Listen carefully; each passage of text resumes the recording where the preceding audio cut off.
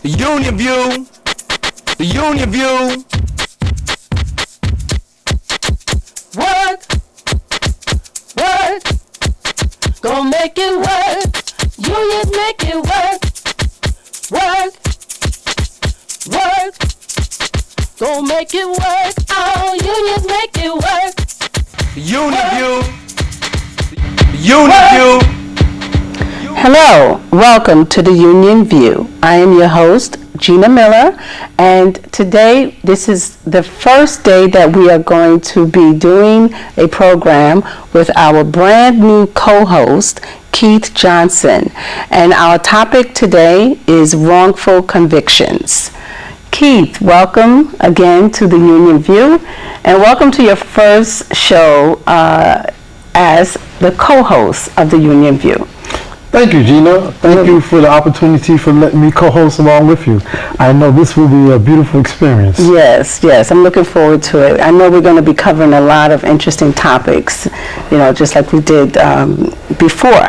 But today our topic is wrongful convictions, and ironically, this week's Amsterdam News, or last week's Amsterdam News cover story is writing wrongful convictions, and the New York State Attorney General Eric Schneiderman, he's taken steps to create a bureau to look into wrongful convictions in the state of New York. And I know that you have done a little research and found some statistics about wrongful convictions in the United States as a whole. Yes. So I understand that there have been cases, about maybe 289 people have been exonerated in the United States because of a wrongful conviction, but that conviction has been overturned and they've been released. Yes. So what I have here is overturned convictions in the United States. You have one in Alabama, 2 in Arizona, 1 in Arkansas, 4 in California, 5 in Florida, 6 in Georgia, 7 in Illinois, 8 in Indiana, 9 in Louisiana, 10 in Maryland, 11 in Massachusetts, 12 in Michigan, 13 in Missouri, 14 in New Jersey, 15 here in the good old New York. Wow. 16 in North Carolina, 17 in Ohio, 18 in Oklahoma, 19 in Oregon, 20 in Pennsylvania, 21 in Texas, 22 in Virginia, 23 in Wisconsin, and that's the final count. Wow. 23. So 23 is the highest. 23 is the highest. In Wisconsin. Wisconsin. Wow. So if you look at this, and you look at the states, that's almost a quarter of the states in the United States that have these issues about conviction. And if you break it down by region, you would see East, West, not too much in the Midwest, but if you really look at certain things, and then you have, rural areas, like for instance, you got New York State, which has New York City. They really didn't break down the statistics to break it down like that, but maybe in a later show we can maybe do something like that to look at the difference between the city and the rural. And in rural areas. Now the number 289, that's the number of people who have been exonerated. These numbers here are overturned convictions Overturned convictions. Overturned convictions in the United States. There's other statistics too, which they speak about as far as DNA.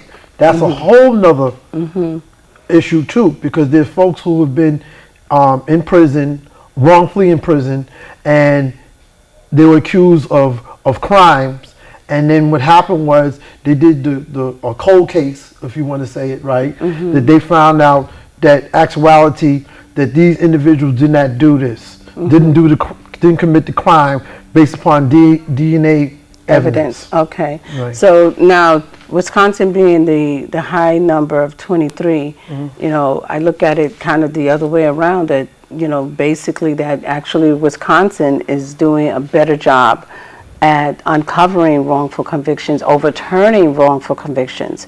The lower numbers, doesn't necessarily mean that they have fewer wrongful convictions. It just means that they have fewer instances where work has been done and people have actually been exonerated.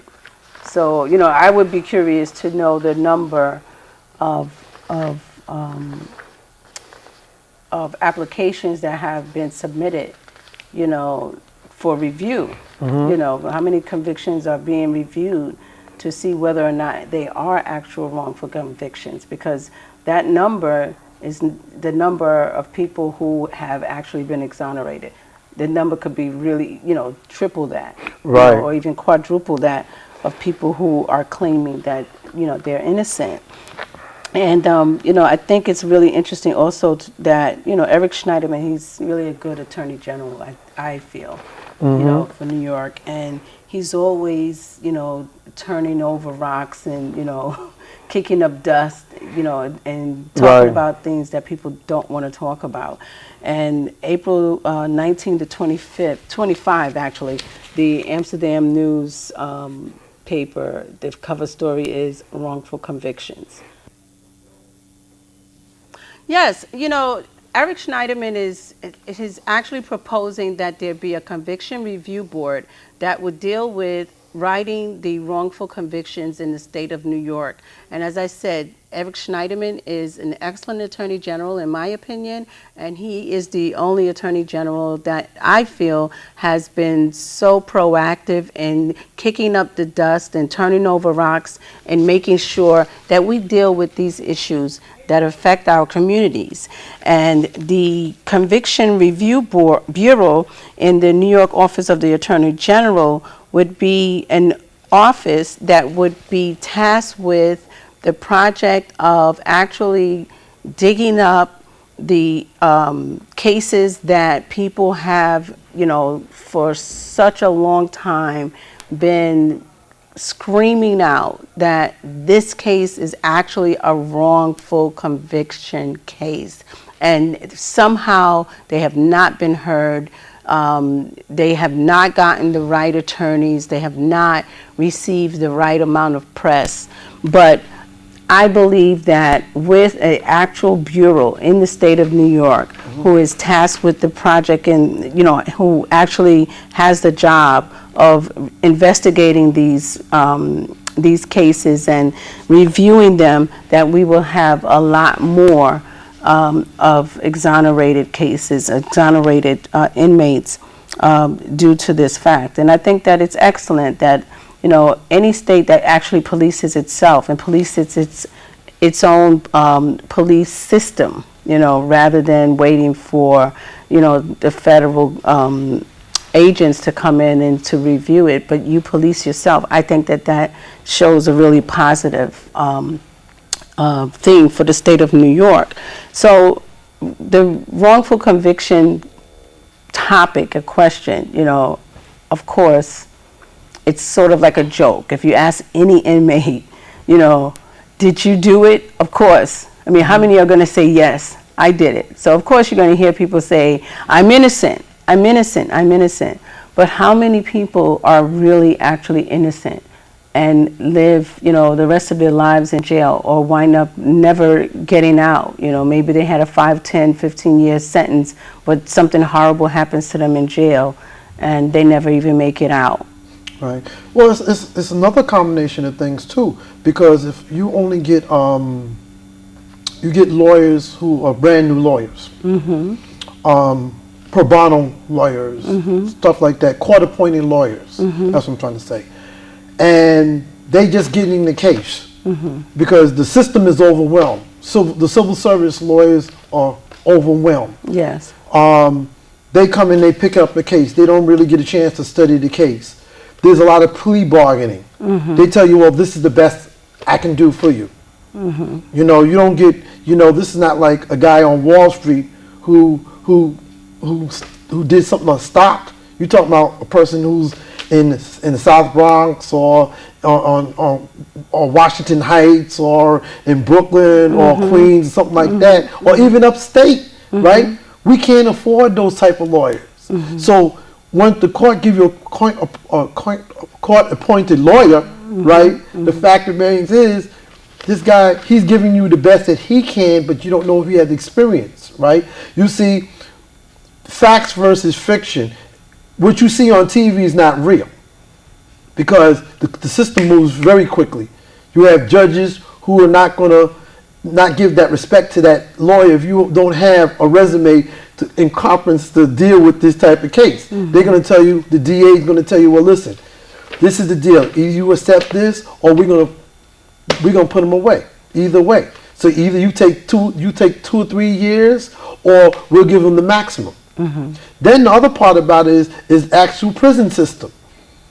You know, the prison system, right? They send them. You be sent away, maybe not to Rikers, but you get sent upstate.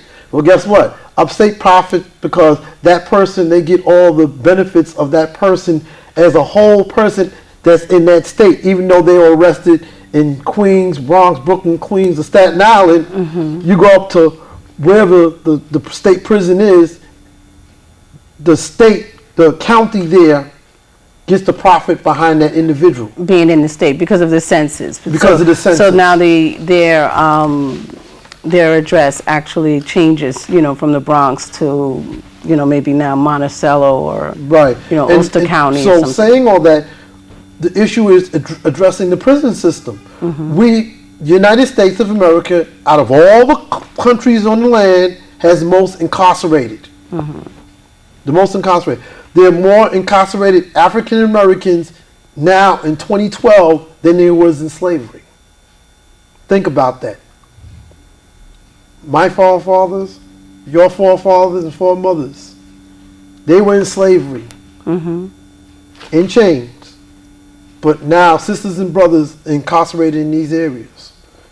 Outnumber the number of slaves during the time of slavery in America? Right. Really? That's wild. That's a wild statistic. Yes. So the problem is, it's about poverty. The prison system is the third biggest profiteer out of all the economy. So if they break down the prison system, then what? And then another part about this is, once you release these folks, what plan do you have for these individuals? They got a record. Nobody's going to hire them based upon a record, right? They have to go back to their families if they have a family, right? Where are they going to go? Right.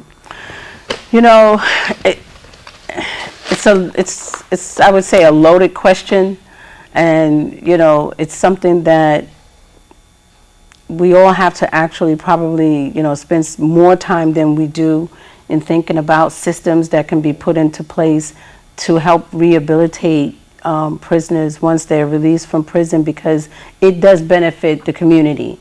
Because if we don't do that, if we don't have systems in place, if we don't have programs that help people to become more self-sufficient once they're released from prison, then they either turn around and get back in prison, or they, you know, turn around and get back in prison for killing someone, which then becomes a domino effect, and it affects you and me.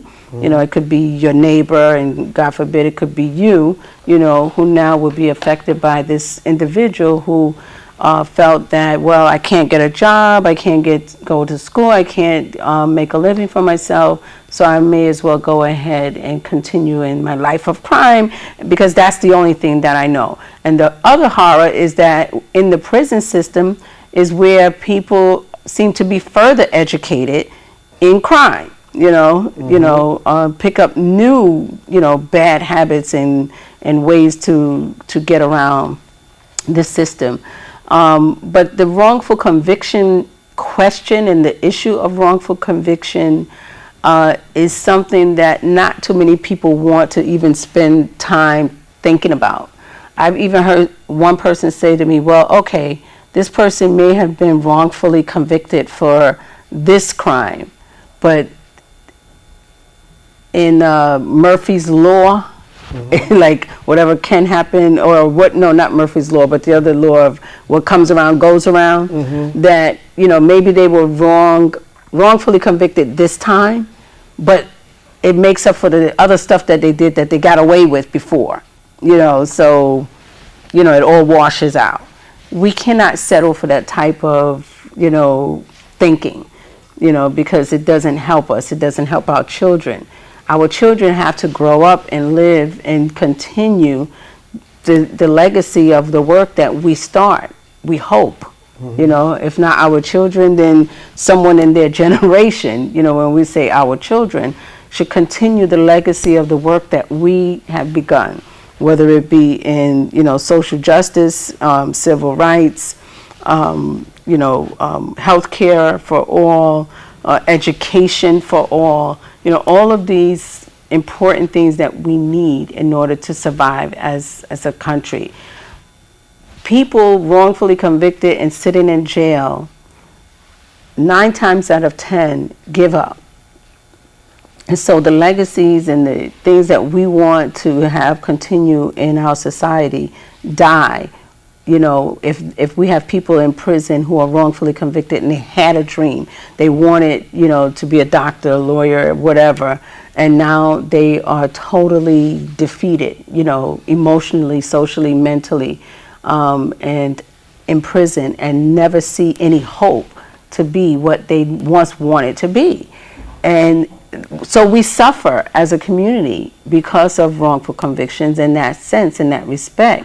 But there's like a small percentage of people who actually get out, who are exonerated, who, you know, the Eric Schneidermans of the world actually take up their cause and they are actually released. And there's a small percentage of the people who are released who take on the responsibility of speaking out about this. True. You know, who stay strong. Mm-hmm. And, you know, we had a young man on our show, you know, a month ago, who was actually exonerated in the state of New York. And he goes around and he speaks to different groups and tries to tell young people, you know, about how to stay out of the system. You know, and among other things he talks about, you know. But it's like we got to find something that gets to them, to people, before they get to a position of being wrongfully convicted.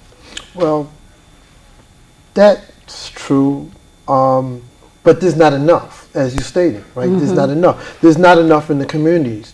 There's not enough mentoring. When I grew up in the 70s, you had the policemen lived in the community. You had the politicians living in the community. You don't have that in the teachers. You don't have that no more. So you got to foster that. It takes a village, as they would say. The other part about you was speaking about when they come out, they have to have a job. But now we're in 2012, right? There are now a lot of requirements in order for you to be on the job. Those individuals that come out of jail are automatically disqualified because of the new requirements that the state is requiring for, like in healthcare and other sensitive areas like that.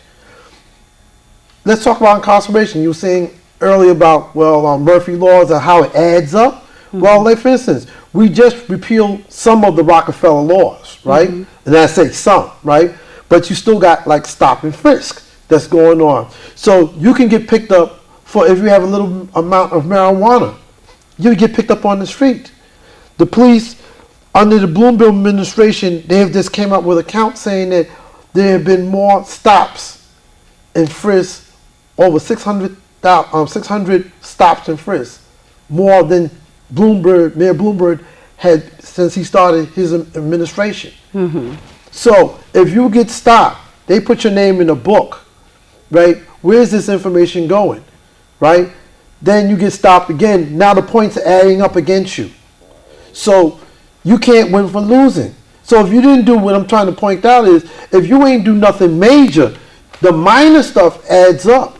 And so by the time you happen to run behind a court and you was an innocent person and you really didn't do anything, and they stopped and frisked you 10 times, and the judge looks at this and say, well, I seen you've been stopped for X amount of time. Mm-hmm, mm-hmm. And your lawyer's pleading, say, well, give him a break. Well, we've given him a break. We stopped him and seen he hasn't learned from these actions. But they are robbing our youth of their youth, because look, we all were in our youth and we all did stuff. We all did stuff. Back in the days, back before my days, it was alcohol. Then when my days came along, it was marijuana. Now you have, in this time, it's crack. And I'm not advocating that anybody do any crack. Mm-hmm. I'm just giving the timeline of how things are, Mm-hmm. right? So the fact of the matter is, the situation here is more prevalent than back then. Because like I said, in slavery, we didn't have all these people who was incarcerated. We got more people incarcerated. So what is the answer to that? And it's people of color. It's people of color that's incarcerated, right? So we definitely got to push. That's why it's good that we're doing this program so we can get the message out there, because it's on the parents. It's on the parents. It's on the parents and their grandparents. The grandparents to teach the parents, and then the parents to teach the children, and then it's for us to get to elected officials and say enough is enough. We need to have a future for our children, because this is not building a future for our children. You can't build a future for the children if you have police, school police in the schools. Right. And you got to go through medical detectives. That's all part of this. What are we trying to say? Yeah. You know, it's Keith, it's a hard, it's a hard call. Talking about the schools, this week in the newspapers, we heard about the 6-year-old little girl in Georgia who was arrested. 6 years old. And she was arrested in school because she was having a tantrum. And, they couldn't control her, so they handcuffed her and actually arrested a 6-year-old. And her crime, she was having a tantrum. So it's like we have become a society that just at the press of a button, or if the slightest little movement, call the cops, on our children. But this topic of wrongful convictions is one that can take us from children being affected, to adults, of course. And it starts really early in the mindset of our kids when they see that we're living in a society that will never believe them. If you ask the kid, did you do that? And they say, well, no, it wasn't me. Or, they won't ever say, well, yes, I did it because of da-da-da-da. But the programming and the media shows it's easier to just deny it, right? Rather than, try to problem solve our issues. And that's because people are so definitely afraid of the police. The police have been able to gain confessions, false confessions, and which have led from those false confessions led to the wrongful convictions, because people have confessed to things that they didn't do because they're so afraid of the police and the police system, in our society. So I mentioned the little girl because that's how young it could even start, as young as 6 years old. And I think a few years ago there was another little girl who was, I believe she was 5. The little girl who they handcuffed in school because she was having a tantrum. There was a little boy, I believe that was about 11, who was tased. I mean, it just goes on and on and on. But our kids are seeing this total disregard for their youth, from our society, and it's just spiraling out of control. And so if we can get just one person like Eric Schneiderman, to take this on and take this bull by the horn and say, no, we actually need what he's called the CRB, the Conviction Review Bureau, that will evaluate and investigate cases where people have believed that people are incarcerated, have been convicted of crimes, and the conviction was gained based on a false confession. The conviction was gained based on faulty DNA evidence, which was the other point you were making about how many cases have been proven where the crime labs, were just a total wreck, and there's no way that they could say that the evidence was actually 100% sure, that it was this actual person, because the labs were in such a mess. You know, so the DNA evidence was tainted.